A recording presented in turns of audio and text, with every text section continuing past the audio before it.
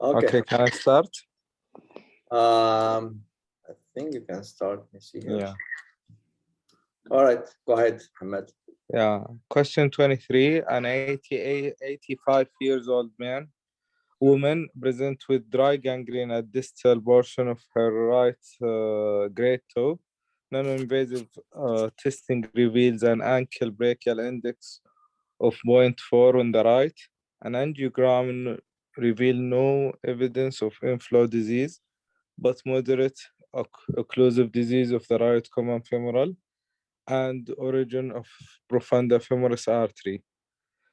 There is a flush occlusion of the superficial femoral artery with reconstitution of tibio-peroneal trunk and inline flow of the posterior tibial artery into the foot. So the IPSI lateral great saphenous vein has been previously harvested for coronary revascularization.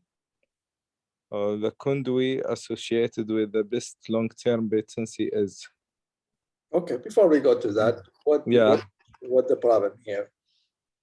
Yeah, so this is a patient came with a critical limb ischemia and gangrene already with low ABI. She had multi-level infrainguinal disease, and she needed a surgery to repair that. Why not in the vascular? Why not in the vascular? So she had common femoral disease, and the profunda needs it to be treated, and she had flush occlusion at the superficial femoral artery, I think. So this is all against endovascular. Yes, but the most important that she has SFA and popliteal both occluded, you know? Yeah. Usually they don't work. I mean, you can see people do open them, but really they don't work for a long time, especially have only single run off. So when I see SFA and popliteal both occluded, I think, I mean, you can try it, you can open them. I see many times they open, but will not stay open. I mean, they're occluded. And you cannot stent the popliteal and SFA, everything, be too much stenting, you know. So really, usually they don't work, you know. So when I see like that, I don't even try intervention. I think they should go right away to surgery. Unless if you have extreme reasons, she's high risk for surgery and all the things, then you may try it. But long-term patency will not be great, you know. So now really my indication to go right away to surgery if I see SFA and popliteal both occluded, flush SFA occlusion, popliteal occlusion, I think I'll go just bypass right away. Yeah. So everyone needs a bypass. So the problem now is that your vein from this leg is being harvested. So let's see what options they give you here. See what option you have. Here are the 4 options. So which one you have to take now? You need a conduit. What is the best conduit? So contralateral great saphenous vein. Okay. For me, this is below knee, so the great saphenous vein will be my first option. Okay. So spliced small saphenous vein. Okay. I don't think it will be long enough. Mm-hmm. I spliced the arm vein. Mm-hmm. Again, this is the next choice for the contralateral. Heparin bonded BTFE. If it's above knee, I will choose this, but if it's below knee, no.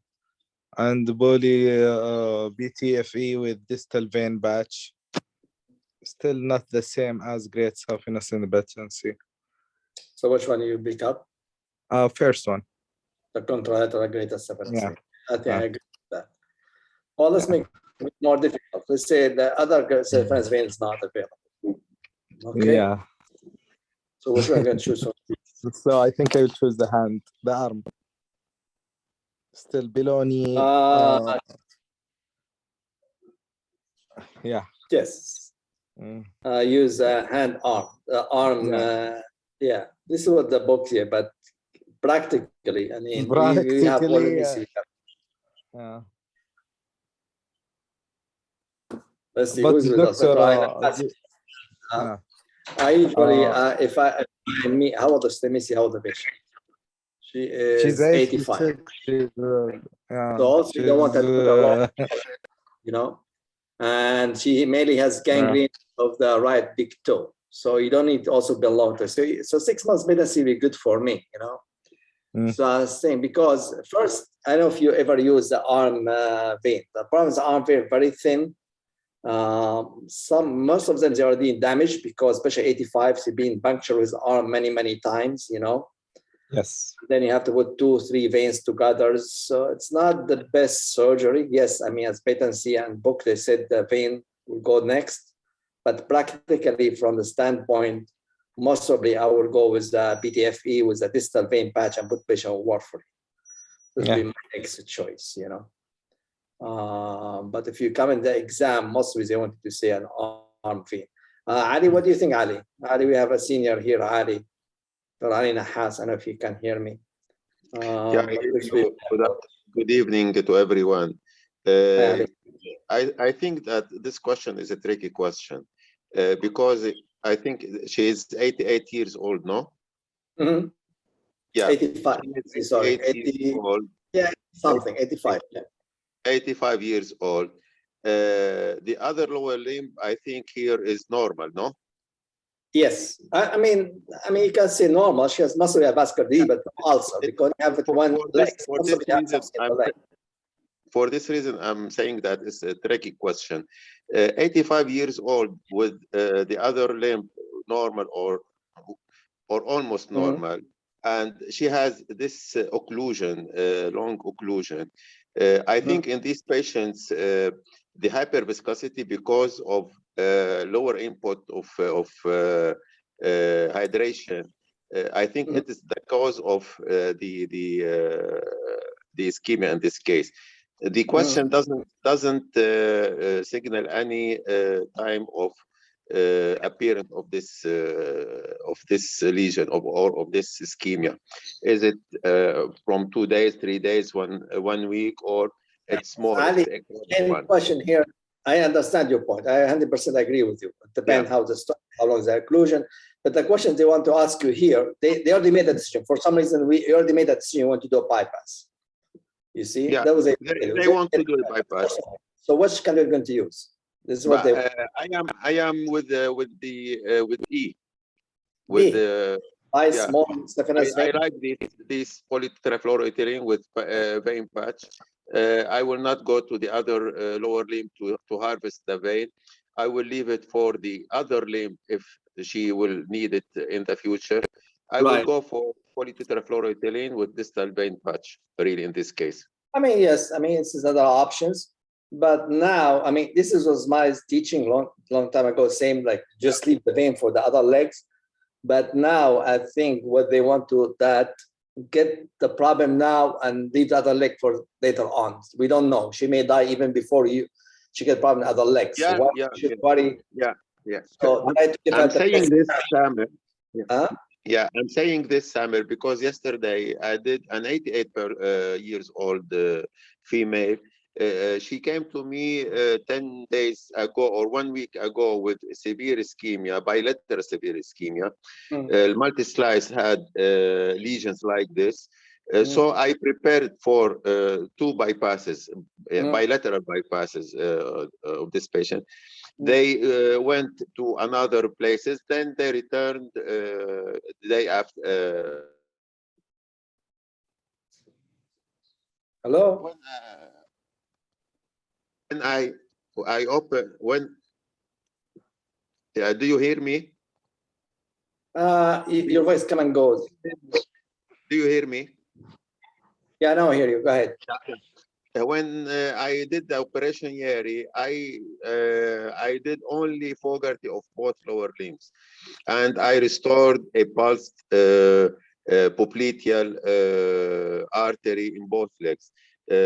She has many problems in the tibial arteries, but I didn't make any bypass or any artificial or bypass. I'm saying this to ensure one point for our fellows, that these patients at this age, they may have dehydration as a problem or as the trigger point of this thrombosis. So to put it in mind, and to leave it in mind in this case, in these patients, in these old patients or geriatric age, as you say.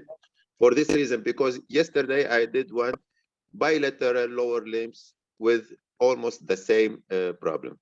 Okay, thank you, Ali. This is, guys, show you how the book is different from real life, because really, real life is every patient. You have to look at every patient in specific and how is his condition, you know. And sometimes you may do like the E because it's faster. Maybe patient has high risk for surgery, has heart problem. You want to do something quick and fast, so you go maybe with the E, you know, or Dr. Ali said something different, you know. But if you find fresh thrombus in the when you open the artery, I think keep Fogarty in mind. Yes, that's true. This is true. So this is what you can see, that it's different. Most of you make a decision during the surgery or depending how is the patient condition, but the exam is different. Exam, you have to be safe. You have to go with the book. You see, yeah. I just show you how the life is different from the exam. When the exam, you have to go with the book.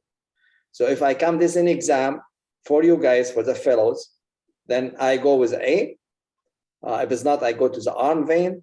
If it's not available, then I go with a heparin with a distal vein patch. This is the way it should be, you know. So try to do that. But in real life, it's different. I see Dr. Ali, he has different scenario, I have a different scenario. You may even try endovascular. But in the exam, guys, be systematic and be as conservative as possible. And try to do what the book said, okay? Sure. Right. This is good. Great. Thank you, Ali. So let's go to the next question. Who's going to take it? Ahmed, Muntin. كيفك يا Ahmed? Let's take this question, Ahmed. Arthrectomy before doing the femur. Sorry, what's that? Do we need to do common femoral artery endarterectomy before doing the they said it's moderate, so I don't understand how we moderate. It depends how it looks, Muhammad. But yes, if you have a disease, you need to fix it. Yes. Okay, so fix it before going to. Yes. Okay, sure. Yeah. Thanks. Okay, Ahmed. Okay, 68-year-old woman. She presents to the emergency department with a dry gangrene of the right great toe. She has a white cell count of 22,000 and ascending erythema in the foot. She has a palpable femoral pulse with only weak monophasic signals in dorsalis pedis and posterior tibial arteries. The angiogram shows an occlusion of the SFA and reconstitution of the above knee popliteal artery with normal runoff. Both antegrade and retrograde revascularization were attempted without success. The most appropriate next step of management is? Okay, so this is patient, she's 68, and she came with a dry gangrene, but the problem, she has WBC 22,000. So she has a bad infection, okay? Yeah. As only occlusion, it's a good runoff, you know. Usually these people will try endovascular first. Yeah. That is why they said, even the guideline, they said you try endovascular first. You tried that. They did antegrade, then they didn't work. They didn't give you a choice. They said even they tried retrograde because they say, okay, I'll try retrograde. So they try even antegrade, retrograde. They were not able to cross the SFA. Okay. So what's the next step to do? Let's see what the option they gave. Let's go with that. Go ahead, Ahmed. I don't see the options yet. I don't see. All right. So amputation with the primary closure and antibiotics. Reattempt endovascular recanalization after 2 amputation. Ahmed, we want to discuss everyone. We're not taking an exam, just right. So what about this option? You think it's good or bad? So amputation with the primary closure and antibiotics. The patient is clearly having an infection. He or she will need antibiotics, but without revascularization. But this could be a good option. So it's correct to amputation. Yeah, it's a correct one. It's a correct one. Is it? It is a correct. It's a good one. It's a good option. What the problem was this answer? What's the problem? There's one problem. The patient will not maybe will not heal after the amputation. No, there is something worse. What they said, primary closure. Yeah, Right? yeah. Oh, sorry. I did not read this one. Yeah, they will close. We don't do primary closure with the infected, right? No. So this exclude this. This means wrong because we don't do primary closure. So this is take it out. So it's not correct. Let's next one. Reattempt the endovascular recanalization after toe amputation. I don't think it's a good option. They already tried twice. They tried the recanalization already twice. Super or different. Some people they do It that. doesn't make a difference. But I think they already try anti-grade to grade. I don't think it's a good option. I mean, some people they may do that because they think maybe that other people they're not as skillful as they are, but it's not a good option. They want you what the best option, you know. So I don't think it's a good option. Let's go to the next one. Then right femoral above knee popliteal artery bypass with 8 mm heparin bonded PTFE with the PTFE graft with the great toe amputation. Okay. And there is synthetic graft in above knee. Okay. We know that the patency for above knee bypass is the same for PTFE and vein. All the studies show the same. So what do you think is a good options? Well, let's say next one. Let's keep it to the side. Let's go next one. In the right femoral above knee popliteal artery bypass with a great saphenous vein with a great toe amputation. So the same things. Just one with the PTFE with the vein. Okay. And one is saphenous. Okay, let's leave it alone. Let's go to the last one. No, right ankle articulation is not an option. No. So it will be C and D. So which one we should choose, even though we know the patency are the same? The same above knee. Right. So which one you use? PTFE or is the vein? What the problem with this patient? What her main issue? Why she came to us? She came with cellulitis, which is an infection. WBT 22,000, right? So you have bad infection, and she has erythema, so she has a bacteremia. So I will avoid a graft. Right. So the reason why you want to avoid a graft. Then we're going to go with the venous graft. The vein. You see, if there was no infection, then most probably my answer would be C. Because why should there use a vein? Quicker bypass, you know, vein with the Gore-Tex would be enough. But the reason why because they put an infection, you have a wet infection, you have WBC, you have erythema. So all tell you she has a bacteremia, so it's better not put a graft, you know. The reason why the best option would be D. Okay? Yeah. All right, this is good. What's next one? Ahlam, you want to take one? Yes, sure, doctor. Okay, thank you, Ahlam. So let's go to 25. Okay. Yeah. A 43-year-old man who has a history of smoking present with severe bilateral lower limb claudication. On physical examination, he has no palpable femoral or distal pulses. His feet appear normal, but demonstrate sluggish capillary refill. The CT aortogram is shown in the figure. The most appropriate approach to surgical revascularization. Okay, so let's see what her symptom. Her symptom is severe claudication, okay? Yes.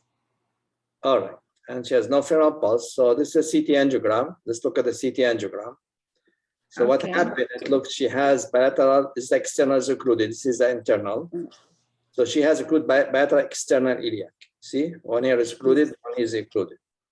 Yes. The aorta looks fine. I don't see any major problem. So bilateral external iliac artery occlusions. Okay. For some reason, they decided to do Common femoral are occluded. Go ahead, Ali, please. I see well, the common femorals are occluded. Not really, right? It's a profunda. I think, Ali, it's not picture, it's not very clear, but could be profunda in this area. On the left, I see only the bifurcation. On the right, I see a stump of the common femoral before the bifurcation, I think. And for this reason, he is ischemic, very ischemic. But Ali, you see epigastric on the right, you see epigastric artery here. You see up? Yeah. This is yeah. So the common femoral is open. Should this common femoral here on the right? On the left, I don't know if this is epigastric here. I think the common is open. I think mainly it's only the external iliac is occluded. No, on the right, I see the circumflex. On the left, Right. I don't see the circumflex artery, no? Yeah, I'm not sure. It's in the best picture. But anyway, I mean, the whole idea is that they want to do a surgery anyway, I think. Let me see what they said. Yeah. So they decided to do a surgery. Even though for me, as I'm saying, guys, different from a book. For me, I would try and do vascular here. I mean, if it's unless the common is occluded, you see, I'm not very clear here. I agree with Ali. If the common is occluded, then even I may do hybrid. I may do like endotomy and retrograde. I will not do aorto bifem for this lesion. I think, how old the patient? Let me see. 43. He's young, so you can argue. He's a young patient, but also you can argue, let's do endovascular. If failed, always you can do aorto bifem. You're not like really burning any bridge, you know. So it depends how you look at that, you know. So what do you think, Ali? Would you try endovascular first, or you take him right away to surgery? No, I'm receiving the common femoral is open. I would try the endovascular, and I want the fellow to keep in mind the fem bypass. If you can recanalize the right axis, iliac axis, and you can make a fem bypass for the left one, if you want. Another option, the extraperitoneal iliofemoral arteries, bilateral extraperitoneal iliofemoral bypass. Yeah. If you want. Many options. But let's see what they want, what options they give us here. Let's start one by one, okay? Sure. Aorto bifemoral bypass with end-to-end proximal anastomosis. Let's keep it on the side. The next one. Aorto bifemoral bypass with end-to-side proximal anastomosis. Okay, let's keep it on the side. Let's go to the third one. Aorto biiliac bypass with end-to-side proximal anastomosis. It should be aorto bifemoral because we have external occluded and internal patent. So this is wrong. It's either A or B. Right, because, well, let's finish them. So C is wrong. What about D? D also wrong, aorto biiliac. What about E? Aorto thrombendart, aortic, no, it's wrong. No, because the region is external iliac. Yes. Really, they want us A or B. And yes. You see A and B the same. The only difference between both is end to end or end to side, okay? Yes, yes. So what do you, yeah. And the issue is the internal iliac is patent. We want to keep it that way. Correct. The reason why you want to do end to side or end to end? End to side. Right, because if you do end to side, then the blood flow will continue to the internal. If you do end to end, there's no retrograde flow from below because iliac artery is occluded. Then you know, then you lose the internal iliac. So you need to end to side. You know, I think this is a question we used to get when I was in fellow. They used to love this question, the difference between end to end and when to do end to side and end to end. But nowadays, first, I will never do end to end anastomosis anyway for aorto-occlusive disease, because end to side is easier. You don't have any problem with mismatch. Where if you do it end to end, I'm talking is no aneurysm for atherosclerotic disease, and the artery is calcified disease. You do your suture, doesn't take very well. There's no reason for you to suffer. So I don't see any advantage to do end to end. You know, the reason why all the time when we do for aorto-occlusive disease we do end to side anastomosis. You know, so this is just the rule. But don't even try to do end to end unless if any aneurysm is different. But if it's no aneurysm, stay with end to side anastomosis. Okay. Okay. So again, this patient, I mean, if you do aorto bifemoral, it's not wrong, especially a young patient, you know, you give them best treatment. But some people, they may argue, they may do different procedure, as I said, the vascular, maybe fem, as Dr. Ali said, aorto bifemoral, aorto biiliac retroperitoneal. So there's many options, you know, but between the options they give to you, I think the best one is end to side, you know. But remember, there's many options to deal with that, you know. Anything else to add, Ali? No, I fully agree with you. I like the end to side anastomosis, but they say in books that in females, it's better to do end-to-end because the aorta is small and can match well with the graft in case of total occlusion of the aorta. But in this case, I think it's end-to-side the right decision. Okay. But I think the young age of the patient is somehow leave you uncertain for this decision, I think, because he is very young, and after 5-7 years, what we have to do for this patient if he will go occluded, I don't know. I mean, some people, they look at that now, Ali, is that even if you don't want to buy FEM, it's not lifelong. I will leave the aorta for the years after. I think I will leave the aorta and I will use the common iliac artery both sides if I want, or on one side and FEM because he is young, and I will leave the aorta for the year after. Yeah, I mean, it's different options. Anyway, these are options. Right. All many options available, Yeah, but again, guys, especially for the fellows, guys, my advice, don't try end-to-end, because the moment you do end-to-end, you commit yourself. You already cut the aorta. You have to fix it. If you have any problem with anastomosis, you get the bleeding, you stop, The reason why the aneurysm is very dangerous, because the moment you cut the neck and your neck is bad, then you are in a big, big trouble, Whereas the end-to-side, I mean, what the worst thing, the graft can thrombose, you may not get nice stitches, but end-to-end, the moment you cut the aorta, you commit yourself. And this is the aorta nice and healthy, but imagine after you cut it, you find it is full of atheroma. You take the atheroma, then the artery becomes very thin like a paper, then you're stuck, And if you decide to do end-to-end, at least cut it away from renal. So you leave your space for, if it doesn't look good, you go a bit higher, But my advice, why need this all headache? Just do end-to-side and that's it. That's be my advice, All right. Well, let's go to next one. Next one, we go what? Muhammad? Okay, Muhammad, I think we are back to you, right? Yes, Doctor, I'm ready. Okay, let's go 26. Oh, too fast. We did the same case 2 weeks ago, you remember? Yeah, there is one. Exactly the same one, right? I did even the age of the patient is the same. Okay. Yeah. So yeah, I need the word to by 80. Yeah. All right. Bifemoral, sorry. Bifemoral. Yeah. 26, a 78-year-old woman presents with left foot wrist pain and an ankle brachial index of 0.5.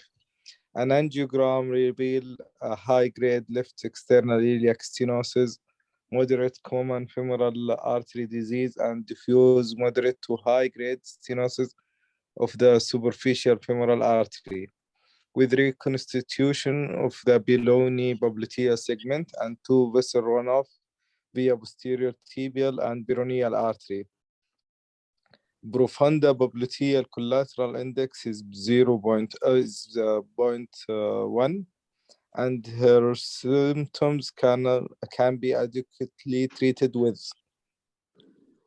So, in summary, this patient presented with wrist pain, no gangrene, with angiogram as 0.5, mainly high external iliac stenosis and high SFA stenosis with moderate common femoral.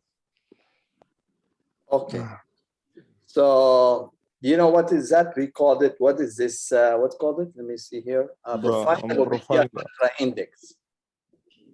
Yeah, I didn't recall it. I read it once, but I didn't recall the number. Is it high or low? Yeah, this is where you measure the collaterals, because always the question comes to the mind. Like we have a patient now on the floor, same thing. Like if you have multiple level disease, you have an inflow and you have an outflow. Like here, you have an inflow iliac and common femoral, and you have an SFA occlusion. Okay, how's the popliteal? Let me see if it's stenosis. We don't, yeah, or above knee popliteal occluded, So should we do like inflow and fix an outflow or just inflow? Usually the way I look at that, if patient only wrist pain, for me is inflow is enough. You just fix the inflow.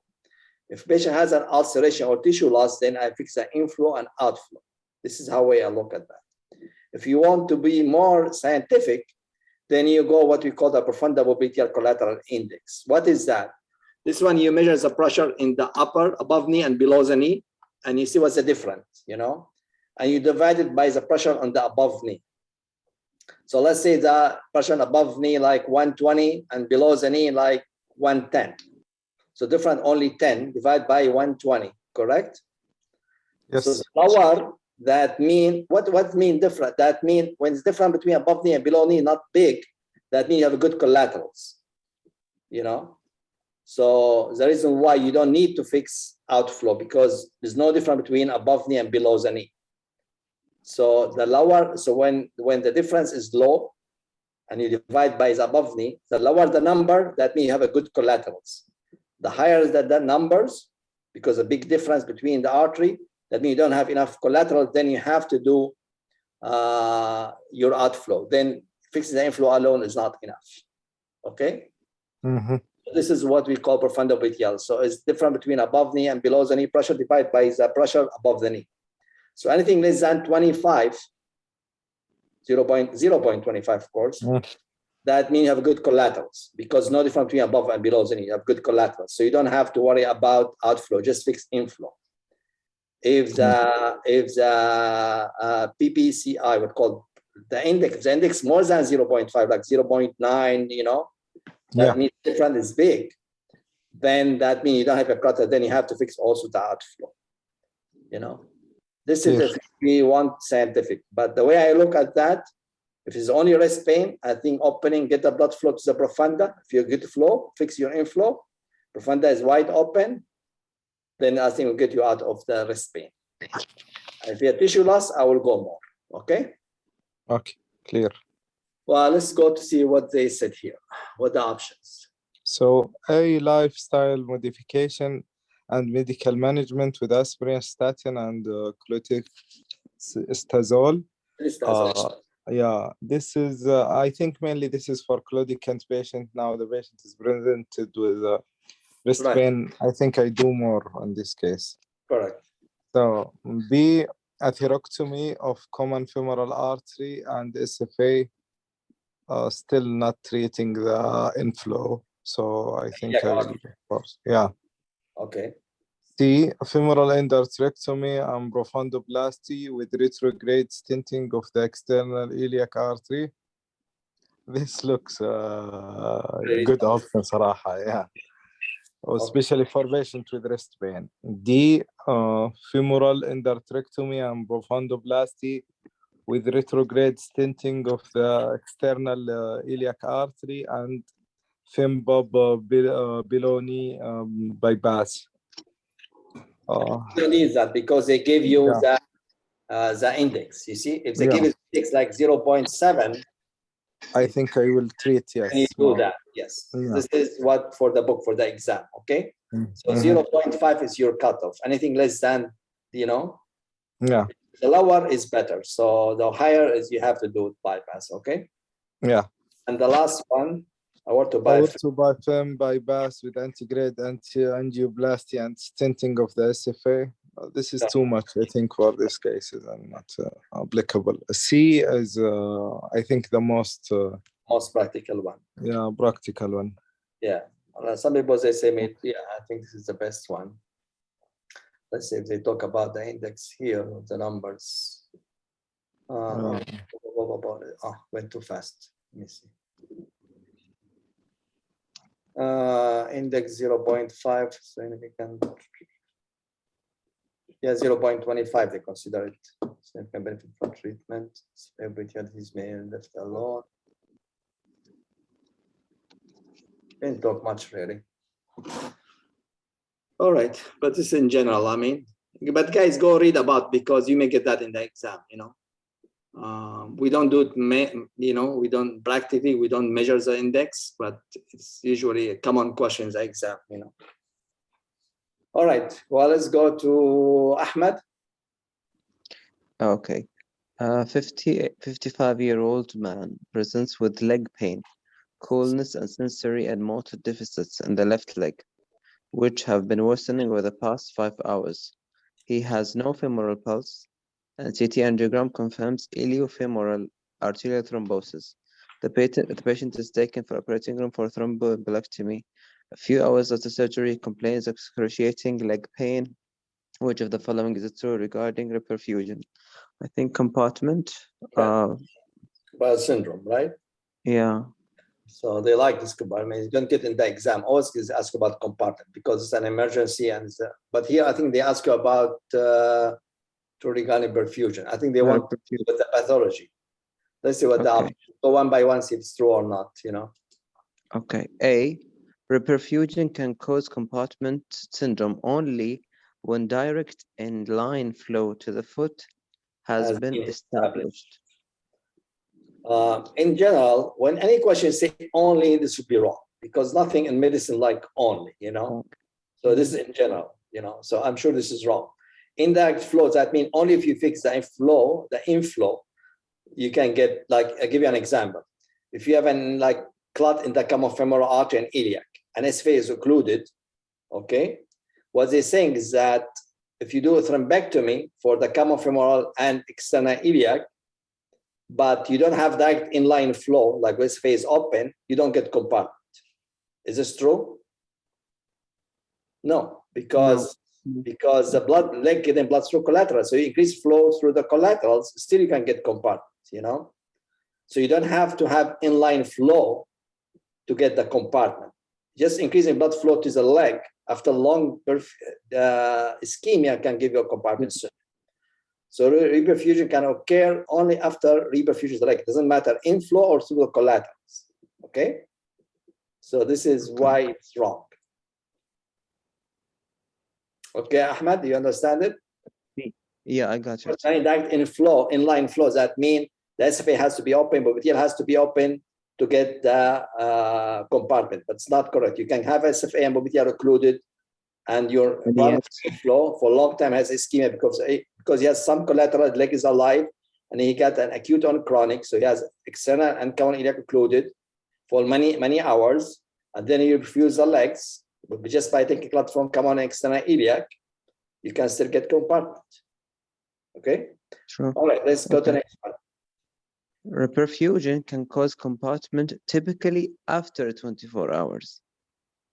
No, because we see them a couple hours. You see them, we take them and you finish for 6 o'clock, 5 o'clock, by 7, 8 o'clock they call you, your nurse call you, So usually it will not 24 hours. Usually if you're past 24 hours already, I see compartment. Most compartment happen right after surgery. Always a couple hours, I'm not saying but not 24 hours. Max, usually 5, 6 hours, but not at 24 hours, okay? So the typical thing, you finish the case at 5, 6 o'clock, around midnight, 11 o'clock, they call you, the leg patient, a lot of pain, leg is very perfused. The reason why you always need to see the patient at the same day, don't wait next day, So if you do surgery afternoon, be sure you examine the patient at night before you go home, Be sure it has no perfusion. If the 6, 7 hour pass fine, really, I think he'll get a compartment after that. Okay? All right. So let's do the next one. C. Extensive lymphatic vessel interruption during surgical dissection can impair fluid outflow and lead to compartment syndrome. You see, lymphatic can cause swelling, but you see swelling is a tissue. Compartment is different. Compartment is swelling in the muscles, not in the tissue and subcutaneous tissue. You see people with a lymphedema, if you do a CT scan, you see all that swelling in the subcutaneous tissue and the fat, you don't see swelling in the muscle. So, outside the compartment. The lymphatic occlusion, yes, can cause swelling and everything, but all at the level of subcutaneous tissue. So will not cause compartment syndrome, okay? So this is also wrong. Well, let's go to the next one. But in D, pre-existing deep venous reflux or chronic thrombosis increase muscle edema and can lead to compartment syndrome. I mean, this is, yes. I mean, if you have a deep occlusions, it can cause a compartment because you already have a venous occlusion, you perfuse the legs, and have a venous occlusions with, no venous occurrence. So it gets swollen the muscle, right? But the problem is that nothing in our question, you see, this we're questioning this question, is anything they said about venous? None. No abnormal pulses, bilateral, taken to everything, nothing. They did not So mention. even though it's to be correct, but there's nothing in that question. It's not right, it's our question. Nothing in our question said he has a venous occlusion. So this is wrong. Even this is correct, but it's wrong for this patient, you know. So let's go to the next one. I didn't see it yet. Last one. Okay. Inflammatory mediators generated during ischemia increase capillary permeability and muscle edema, which can lead to compound. True. Yeah, so this is a mechanism. It's very obvious. So this is what happened. You have inflammatory mediator, like, you know, what they call them, the free radical oxygen. They release and they increase the capillary permeability. So you have a swelling in the muscle and cause a compartment. So this is how the pathology goes. So I think this will be the best option for this, the best answer. All right. Any comment from anybody? All right, I think straightforward question, this one. Well, let's go to the next one. Ahlam? Yes. Yes. Yes. An 85-year-old man underwent successful femoral thrombectomy of cardiac embolus for the treatment of acute right leg ischemia. 3 hours following the completion of the operation, the patient developed pain in the anterior and lateral lower leg. The underlying pathophysiology of the acute extremity compartment syndrome is. So you see, they like this compartment syndrome. You see, the reason why they give us the same questions, you know, Yes. that you have a compartment syndrome, you know.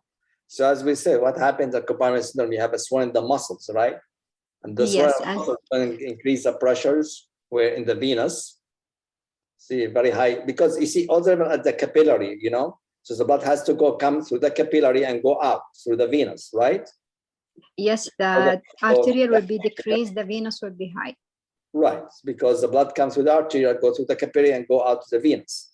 So when you have muscles swelled up, the venous pressure goes high, you know, and the perfusing will be decreased. The reason why you can lose a pulse after a while, because arterial blood flow decrease.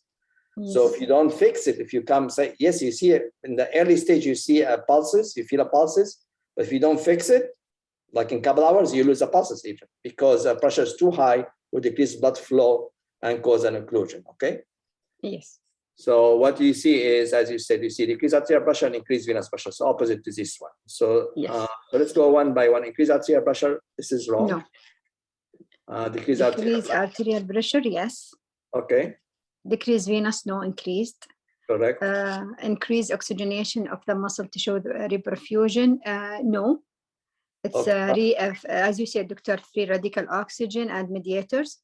Increased oxygenation of the nerve tissue with reperfusion, no, the same. Not decrease. The reason why they get damaged, get a nerve damage, the perfusion, because they decrease the flow because the high pressures, you know.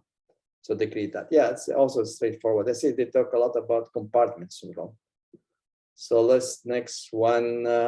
Anybody from the audience like to take any question? You are more than welcome, because we have 20 audience here. Otherwise, Muhammad, we come back to you. Welcome, sir. You are stuck today with us. A 22-year-old man who presents with as a level 1 trauma after a high-speed motorbike vehicle crash. He was unconscious at the scene, and upon admission to the emergency department, was found to have a grade 4 liver laceration and left posterior knee dislocation with pulseless foot. Okay. After operative control of the liver laceration, he underwent an external fixation of his left leg, at which time he regained pedal pulses. He was extubated 8 hours later and complained of pain in the left calf, as well as paresthesias of the foot, with weakness in the ankle and toes, despite palpable dorsalis pedal pulses and posterior tibial artery. The next step in management is. What does he have? So he has compartment syndrome because of delayed reperfusion. Yeah. After the procedure, so different way. Yeah, the same thing. You know, there was a key and they want to emphasize on this compartment. You know, You don't want you to miss it, you know. So what would be next step? Let's see what the options are. For compartment fasciotomy. Yes. How we do fasciotomy? You are here. Let's talk about it. How we do for compartment fasciotomy? So you have two longitudinal incision, one medial, one lateral. From each, we enter two compartments. Let's go by lateral. Lateral. Which compartment you get through the lateral? Fasciotomy. You will go to the lateral one and posterior, the superficial posterior. No. You get lateral and anterior. Anterior. Sorry. Lateral and anterior. Yeah. Posterior كلهم medial. Yes. So get the posterior both through the medial, get to the deep and superficial posterior. Okay. The most important, guys, to make a long incision. This small incision cosmetic doesn't work, you know. It's very, very important, guys, remember. So always you have to make a really long incision. It's not time for cosmetic. Don't worry about how it looks. If you don't do really a good, you know, long incision, you don't get a good result, you know. And the result is very bad if you don't do it right, you know. So neurologic consultation is wrong. Let's go to B. Angiography for the evaluation of potential undiagnosed intimal injury. I don't think intimal injury that significant will be with palpable pulse, so it's wrong. CT angio to evaluate for popliteal calf hematoma, less likely, and emergent operative decompression, and for compartment fasciotomy. I think this is the answer. Below knee amputation. Hopefully if you don't do this, you do that. You can't do that. What about measuring the pressure? You think we need to measure the pressure, or do you do guys measure the pressure? Is there any need for that? Usually it's clinical data, but it's not like the abdomen you have to, and you're in doubt. But I think it's clinical diagnosis. If you are you have to have high index of suspicion. If it's even negative fasciotomy, better to do it. Yeah, that's true. I mean, usually we don't measure the pressure unless if you're in doubt, very questionable, you know, then you do it. But usually you don't need. The moment you see a tense and the signs, pain, and especially with the dorsiflexion, you see a pain, then this is very classic for compartment. So don't waste your time with that, you know. But if you decide to do it, it's very simple. Just get a needle. I mean, they have a special needle, but you don't have to spend all this money. Just get any needle and hook it to the central line, you know, measurement the same they use for central line, and put it in the compartment. Usually measure more than 30 to 40 from the mean pressure they consider diagnostic. But if you have a doubt and pressure is low, go with a fasciotomy, as Muhammad said. Better to be on the safe side than you miss compartment, you know. This is only like if you're not very 100% sure, like you're 50-50, then you measure the pressure. But if you think the pressure is high by physical exam and he has the symptoms, and you measure the pressure, even if pressure is low, I will do that because must be something wrong with your measurement. I will do fasciotomy, okay? But if they ask you about the pressure in the exam, usually 30 to 40, okay? Yeah. Of the mean pressure. Yeah. All right, let's go to next one. Maybe you should take next one, Hamad. This isn't easy for you. I mean, the one we passed. So let's see, what is that? For compartment fasciotomy. Let's see, 20. Oh, so we are 30 now? No, we jumped. We jumped to, let me see. We jumped to, I was 29. Oh, the compartment, it looks called compartment. Let me see. Yeah. Oh, you're right, another compartment. So should be 30 now? We finished at 29. 30. I took 29. Okay, let's go to 30. Take it. It looks like also compartment. Let's go. Compartment. It's a compartment day. Let's see what is that. Go ahead, take it. You see, long history, and then answer is 2 minutes. You know. Yeah. What is that?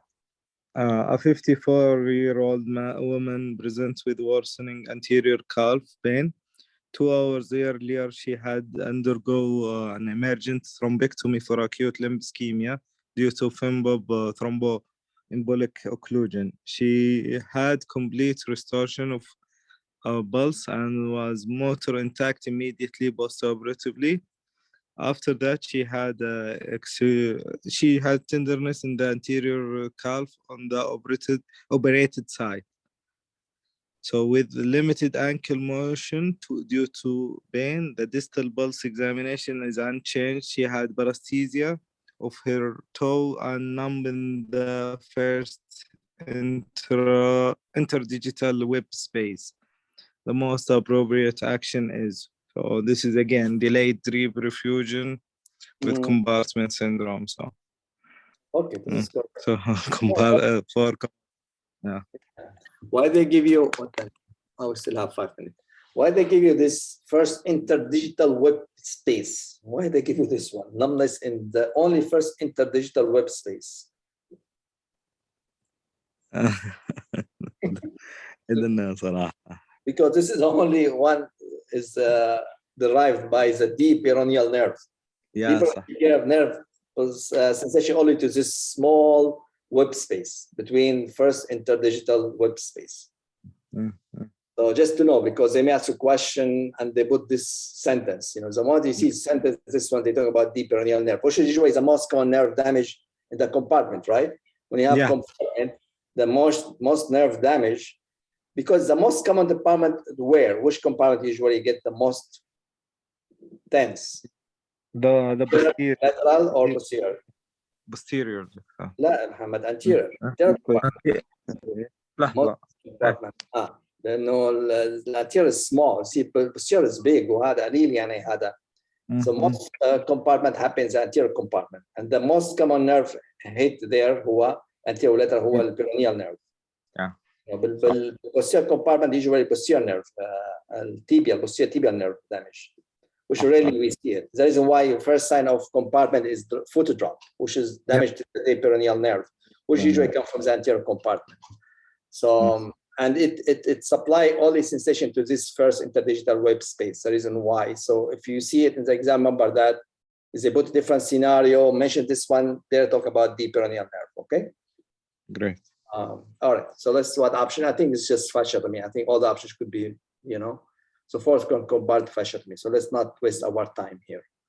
Okay, Ahmed, let's go to 31. Maybe have a couple of questions before, maybe a couple of minutes. Maybe we can do 2 more questions. Okay, Ahmed. Hopefully it's not important. Okay. 55 years old. Go ahead. You see it? I don't see it yet. Oh, it's a delay between me and you. A 55-year-old man who suffered a complex fracture femur is transferred 4 hours after the accident. He went to the operating room with an orthopedic surgeon. A few hours later, intraoperatively, initially he had no distal pulses on the affected limb, but had palpable pulses at the end of orthopedic procedure. Overnight, he noted new worsening pain in the affected limb. On examination, the lower leg was noted to be swollen, warm, with palpable pulses, but significant pain to passive dorsiflexion of the great toe. If not treated expeditiously, the nerve that is most commonly to suffer permanent is common peroneal. Anterior. Yeah, common peroneal. The peroneal nerve. But we have 2, superficial and deep. Let's see what the option they give you. Superficial, deep, femoral profunda, and medial posterior tibial nerve. Wow. Okay. We need somebody who recently read anatomy. Who can remember all those nerves, what this applies? It's tough one. Muhammad, you just took an exam, second year. Anyway, superficial peroneal nerve and deep peroneal nerve. I mean, we just talked about the great toe. Superficial peroneal nerve mainly is sensory. It has, I think, only a couple muscles he supplies, not important muscle. I don't think it comes to the toe. But deep peroneal nerve is the main muscle supply for the anterior compartment and the big toe. So the big toe is from anterior, compartment. So really the main supply muscle motor for the anterior compartment is the deep peroneal nerve. Superficial peroneal nerve mainly sensory and have only a couple muscles, which is not, I think, important. So when you say the great toe dorsiflexion or ankle dorsiflexion, most is the deep peroneal nerve, okay? Yes. Femoral nerve is more sensory and more the muscle of the thigh. So most of it affects the knee, flexion extensions, Profunda, femoral nerve, I don't know what this applies. Medial posterior tibial nerve, this is from posterior compartment. I think this is also posterior muscles. Mostly affect the flexion, not dorsiflexion, the flexion, the flexion, not the extension, the peroneal is the extension. Anyway, but in general, guys, when you see compartment, always think about peroneal. This is simple, but now it make it a bit difficult because superficial and deep. So, but again, with a great toe, it is peroneal. Or they gave you this, what I said before, the small space sensory. This is a deep peroneal nerve, okay? All right, let's finish it with Ahlam. Keep the best to the end. Here we are. Thank you. Ahlam, here we are, 32. Okay. Let's pick up with compartment. A 55-year-old woman with insulin-dependent diabetes present with non-healing diabetic ulcer and neuropathy after she walked on her child's toys a few days earlier. Her lab values are abnormal with fasting hemoglobin A1C 12. She has no palpable pulses with toe brachial index 0.2. The component that define pathophysiological triad of diabetic foot ulceration are. Well, let's go and start before with that. So she has a vascular disease, right? She has ulceration. Yes. She has neuropathic also. Yes. A is 12. Guy, what's normal, what ACA should be? Less than 6. Yeah. 7 or 6.5, some 6. Yeah, around 5, 6. So it should be below 5, 6. So 12 is already high. So that means has no controlled diabetes. Index 0.2 is very bad. So she has a vascular disease. She has a neuropathy. So usually in diabetic people, what they want, what's the 3 things cause diabetic ulcers? We mentioned 2 here. The neuropathy and ischemia, infection, and neuropathy. Yeah, so the third one we are missing is the infection. This is the 3 things cause diabetic ulcers, the 3 one. So I think that's what the question about. So let's see what options they give us here.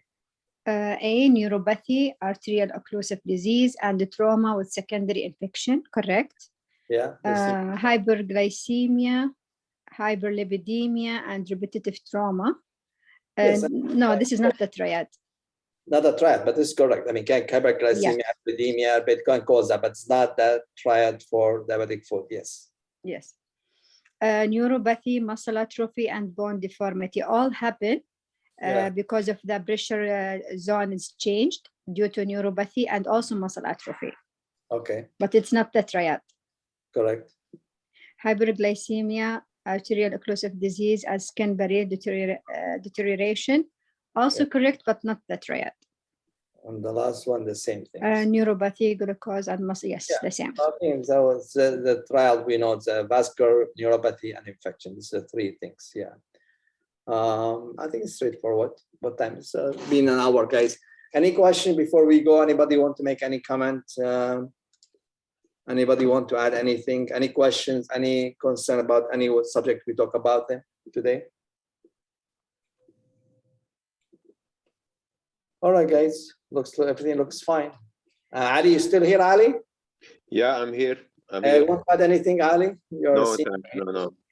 I think it's straightforward. I mean, the question is not like very complicated, As I said, lower extremity, it's not a difficult question because the bread and butter we do every day, So should be an easier than carotid and aortic, All right, guys. So we'll meet next week, hopefully, and have a great night. Take care. Thank you, Samer. Thank you, Dr. Samer. Thank you. Thank you. Thank you.